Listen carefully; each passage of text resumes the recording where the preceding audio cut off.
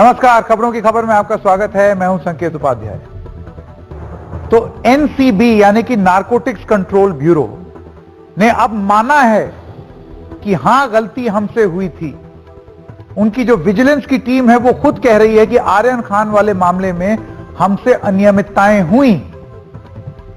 तो क्यों फिर सवालों में घिर गई है एनसीबी, और इस एजेंसी की विश्वसनीयता पर क्या अब सवाल नहीं उठते हैं? आइए आपको एक एक करके बताते हैं कि यह पूरा मसला क्या है। एनसीबी विजिलेंस की स्पेशल जांच टीम गठित की गई थी। आर्यन खान मामले पर उन्होंने अपनी एक रिपोर्ट सौंपी है। जांच में यह पाया गया है कि केस में काफी अनियमितता बरती गई थी। अधिकारियों की नीयत पर सवाल उठाए गए। केस में 65 लोगों के बयान दर्ज किए गए। कुछ लोगों ने 3 से 4 बार अपना बयान बदला। पैसे मांगने की जांच की कड़ियां जुड़ नहीं पाई। कुछ लोगों के खिलाफ सिलेक्टिव होने की बात भी सामने आई है इस विजिलेंस की जांच में। 7 से 8 एनसीबी अधिकारियों की भूमिका संदेहास्पद है, यानी कि सस्पिशियस है। विभागीय जांच की शुरुआत की गई है। जो एनसीबी यानी कि नारकोटिक्स कंट्रोल ब्यूरो के बाहर के हैं, उनके खिलाफ कार्रवाई के लिए इजाजत मांगी गई है। तो ये आप देख सकते हैं कि ये एनसीबी की अपनी जांच, विजिलेंस की जांच में ये सब चीजें सामने आई। अब क्या है आर्यन खान केस, आइए आपको वो बताते हैं। अक्टूबर 2021 में मुंबई तट पर एक क्रूज जहाज पर एनसीबी की छापेमारी हुई। आर्यन खान, जो कि शाहरुख खान के पुत्र हैं, और उनके सहित 19 लोगों की गिरफ्तारी हुई। प्रतिबंधित दवाओं के इस्तेमाल और बिक्री, ड्रग्स के बारे में बात हुई। Narcotics drugs and psychotropic substance यानी कि एनडीपीएस अधिनियम के तहत एक केस दर्ज हुआ। उस वक्त एनसीबी के जोनल डायरेक्टर समीर वानखेड़े थे। 26 दिन हिरासत के बाद आर्यन खान को जमानत मिली। यह पूरा मामला था। अब मई 2022 में एनसीबी ने 14 लोगों के खिलाफ आरोप पत्र दायर किया। आरोप पत्र में आर्यन खान का नाम नहीं था। सबूतों के अभाव में 6 लोगों के खिलाफ शिकायत नहीं हुई, ये ऐसा एनसीबी का कहना था। 7 महीने बाद आर्यन खान को क्लीन चिट मिली इस पूरे मामले में। तो जैसा कि आप देख सकते हैं कि वो पहले आए शिकंजे में, और उसके बाद फिर यह हुआ कि उनका तो कोई कसूर ही नहीं है, कुछ मिला ही नहीं उनके खिलाफ। आइए सीधा रुख करते हैं हमारे सहयोगी सुनील सिंह, जो ये खबर लेकर के हमारे पास आए हैं। सुनील सिंह, आप मेरी आवाज सुन पा रहे हैं?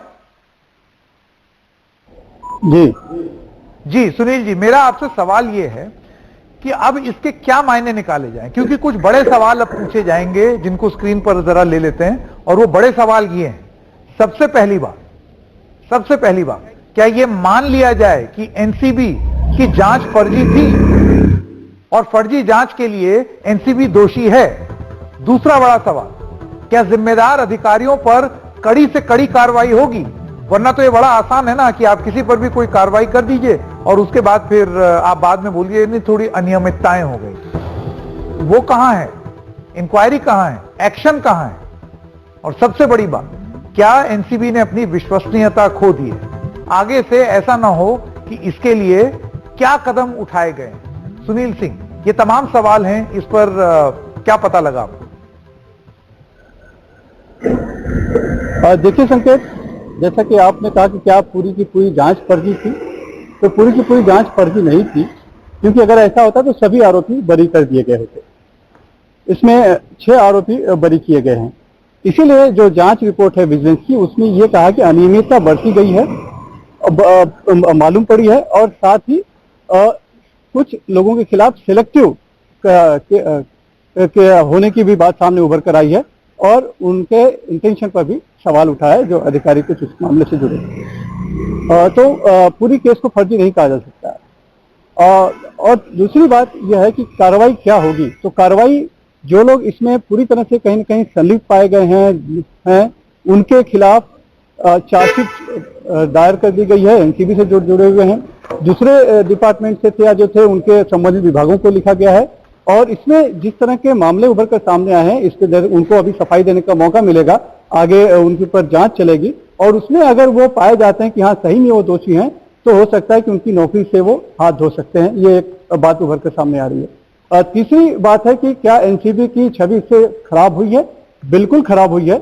ये बात एनसीबी के अधिकारी भी इस बात को मान रहे हैं और यही वजह है कि अब जो है एनसीबी ने अपने चरित्र में बदलाव लाने की कोशिश की है। जैसा कि पहले वो किया करते थे कि सिर्फ जो बड़े ड्रग तस्कर थे या माफिया थे और जो इंटरनेशनल और नेशनल जिनका लिंक था उनके खिलाफ कार्रवाई करते थे, न कि छोटे मोटे जो ड्रग्स पैडलर थे या गली कूचे में जो बेचा करते थे वहां तक वो जाते थे। तो वो फिर से वो अपने पुराने रवैये पर जा रहे हैं और साथ में अपने को वो तकनीकी में भी सुधार कर रहे हैं, डाटा तैयार कर रहे हैं और पूरी कोशिश ये है ताकि जो काम उनका है वो वही काम करें, छिटपुट लोगों के पीछे ना भागे। हमारी एसएन प्रधान जी जो कि एनसीबी के डीजी हैं, उनसे भी बात हुई थी एक बार पहले, उन्होंने भी यही बोला कि हमारा काम बड़े इंटरनेशनल रैकेट को पकड़ना है, ये 1 ग्राम 2 ग्राम के पीछे भागना नहीं है। बहुत बहुत धन्यवाद सुनील सिंह इस तमाम जानकारी के लिए। आशुतोष श्रीवास्तव एडवोकेट हैं सुप्रीम कोर्ट के, हेमंत अत्री वरिष्ठ पत्रकार। आशुतोष जी, पहले मैं आपके पास आना चाहता हूं, तो क्या इससे ये मायने निकाले जाएं कि ये केस जो है जिस तरीके से इसको परस्यू किया गया, जिन लोगों के खिलाफ किया गया, और क्या ये एक बड़ा षड्यंत्र था, एक साजिश थी? तमाम सवाल उस समय उठाए गए थे। जी जी, देखिए जो पहले जो टीम बनाई गई थी जो इसको इन्वेस्टिगेट कर रहे थे, ऑब्वियसली उनके ऊपर जो है बहुत सारे सवाल उस वक्त भी उठे थे क्योंकि उन्होंने बहुत सारे प्रोसेस ऑफ लॉ को फॉलो नहीं किया था। यहाँ तक कि जो मोबाइल जो लिया गया या उसमें जो है फर्दर इन्वेस्टिगेट किया गया उसके लिए प्रॉपर परमिशन नहीं था, या जो वीडियोग्राफी जो है उसको मैंडेटरी किया गया है, कुछ कोर्ट ने भी इसको फाइनल किया है, और जो नारकोटिक्स एक्ट है उसके अंदर भी प्रोविजन है कि आप किसी भी तरीके का रेड करते हैं तो आप उसको प्रॉपर तरीके से वीडियोग्राफी कीजिए, लेकिन इसको जो है फॉलो नहीं किया गया। और भी इसी तरीके के बहुत सारे प्रोसीजर्स प्रिस्क्राइब्ड हैं, उसमें प्रॉपर मैनुअल बनाया गया है एनसीबी अधिकारियों के लिए कि उनको किस तरह से इन्वेस्टिगेशन करना है या रेड करना है, उसके बारे में पूरी बात बताई गई है जिसको जो है तरीके से फॉलो नहीं किया गया। आशुतोष जी, आगे से ताकि कोई अफसर इस तरीके की गलत जांच ना करे, अनियमितताएं ना हो, उसके लिए एक्शन क्या है? आप एहतियात बरत लें, लेकिन अगर आप एक्शन नहीं लेंगे तो लोगों में, अधिकारियों में डर नहीं होगा। देखिए सेंट्रल गवर्नमेंट ने जो है 2 अधिकारियों को ऑलरेडी सस्पेंड किया, जिसमें से एक को शायद वापस लिया गया और पूरी नई टीम बनाई गई, एसआईटी बनाया गया। देखिए सस्पेंड करना तो बड़ा आसान काम है, सस्पेंड कर दीजिए उसके बाद वापस ले आइए। बात हो रही है कि देखिए ये दंड क्या दिया जाए। जी बिल्कुल, उनको प्रॉपर, ये बहुत सीरियस इशू है, ये बहुत बड़ा सीरियस इशू है। इसमें कोई भी इनोसेंट पर्सन जो है वो फंस सकता है, अपना पूरा करियर, फ्यूचर लाइफ इसकी बर्बाद हो सकती है। तो ये जो इस तरह से जो काम जो अधिकारी करते हैं उनको रोल्स एंड रिस्पॉन्सिबिलिटीज जो बनाया गया है, एक्ट के अंदर प्रोविजन बनाया गया, उनको मैनुअल दिया गया है, उसका पूरी तरह से उनको पालन करना है। ठीक है हेमंत अत्री जी, मैं आपके पास आना चाहता हूं। मैं आपके पास आना चाहता हूं हेमंत जी, ये जिस तरीके से नाम, देखिए ये कहना कि लोग जो हैं बड़े बड़े बाप के बड़े बड़े औलाद जो हैं वो बिगड़े हुए होते हैं, ये बात कहने के लिए ठीक है, लेकिन जब तथ्य ना हो तो फिर वो सॉफ्ट टारगेट भी बन जाते हैं। ऐसे में क्या आपको लगता है कि आर्यन खान एक सॉफ्ट टारगेट थे? संकेत जी, इसमें तो अब कोई शक ही नहीं बचा हुआ है। और जो स्टैंडर्ड ऑपरेटिंग प्रोसीजर है एनसीबी के, जैसा आपने बहुत ही शानदार बात कही कि वो छुटपुट 1 ग्राम 2 ग्राम पकड़ने के लिए है ही नहीं, मैंडेट ही नहीं है उनका। और जब वो जो डायरेक्टर थे उनके जोनल, वो सारा काम ही ये करते थे, फिल्म जो जितने भी सेलिब्रिटीज हैं और हैं। और जो आर्यन खान की त्रासदी है, आप कल्पना करके देखिए, आमतौर पर हिंदुस्तान में होता है कि बड़े बाप की औलाद को फायदा मिलता है, यहां उस बड़े बाप की औलाद का कैरियर चौपट कर दिया गया, उसको 28 दिन जेल में रहना पड़ा। और गजब देखिए, ना तो उस रेड की वीडियोग्राफी है नंबर 1, ना अरेस्ट के बाद कोई मेडिकल एग्जामिनेशन कराया जो कि मैंडेटरी स्टैंडर्ड ऑपरेटिंग प्रोसीजर है एनसीबी के एक्ट के अंदर। और तीसरी सबसे बड़ी बात, जिन व्हाट्सएप चैट्स के जरिए, जो विजिलेंस जो कह रही है एनसीबी की, जिन व्हाट्सएप चैट के जरिए उसको विलेन बनाया गया आर्यन खान को, वो कहीं भी कोलैबोरेट ही नहीं हुई।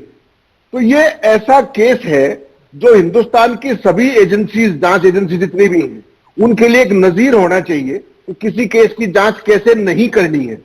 और संकेत भाई, हिंदुस्तान के अंदर कानून क्या कहता है कि आप 100 जो दोषियों को छोड़ दीजिए लेकिन एक निर्दोष को सजा मत दीजिए। आर्यन खान का कैरियर तो इन्होंने बिना मतलब के चौपट कर दिया। उसके पास ड्रग मिली नहीं, मेडिकल उसका हुआ नहीं, कहीं भी किसी भी रूप में उसको किसी सिंडिकेट का हिस्सा नहीं पाया गया, वो 28 दिन जेल में क्यों रहा? पूरे देश इंटरनेशनली उसका मीडिया ट्रायल हो गया, इसके लिए जिम्मेदार कौन है? और आप सस्पेंशन को सजा मानते हैं इस देश में?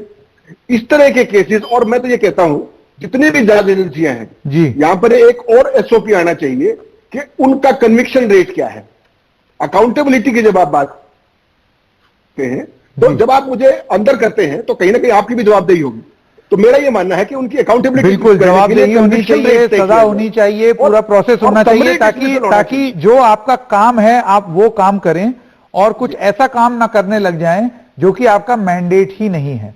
क्या वो करने लग गया था नारकोटिक्स कंट्रोल ब्यूरो, और क्या अब ये एहसास एनसीबी को खुद हो रहा है कि ये क्या कर दिया और अब दोष सुधार की कोशिश कर रहे हैं?